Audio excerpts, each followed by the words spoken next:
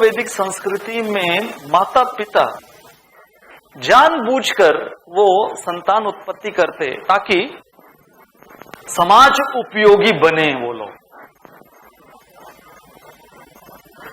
बचपन में एक कहानी हमने सुनी थी कि एक महानुभाव एक गांव जाते हैं, ऐसे ही वो घूमते फिरते अपना जीवन यापन करते करते जैसे एक साधु का जीवन जीते हो, तो वो एक गांव पहुंचते और ये बहुत ही विचित्र प्रकार का गांव देखते हो। ये गांव ऐसा कि प्रवेश द्वार पर एक लंबी चौड़ी सूची लगी हुई, लिस्ट। और क्या लिस्ट थी? जो कुछ वर्षों पहले या काफी वर्षों तक जो उस गांव में गुजर चुके हैं, जो उस गांव के कुछ गांव वाले मर चुके हैं, उनकी लिस्ट, मरे हुओं की लिस्ट। अब यहां तक तो ठीक है, ये भी उसको विचित्र लगा कि ये क्या भाई, मरे हुओं की लिस्ट लगा रखी है यहां पे प्रवेश द्वार पर। मतलब ये इस गांव का कोई बहुत ही रेगुलर फीचर, मतलब क्या ये बताने क्या जरूरत है। लेकिन उससे ज्यादा अचरज उसे जब हुआ, जब उसने देखा कि सबके आगे उनका एज लिखा हुआ था, उनकी आयु लिखी हुई थी, जो मर चुके उनकी आयु लिखी हुई थी। तो सबसे पहला जो लिस्ट में था वो शख्स, उसकी आयु पढ़ी इसने 10 वर्ष, दूसरा 15 वर्ष, तीसरा 12 वर्ष।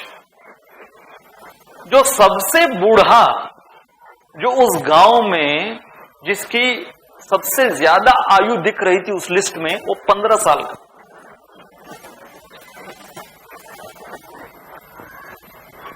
तो ये अचंभे में इसने प्रश्न पूछा सबसे पहले यही कि क्या माजरा है, तात्पर्य क्या है इसका?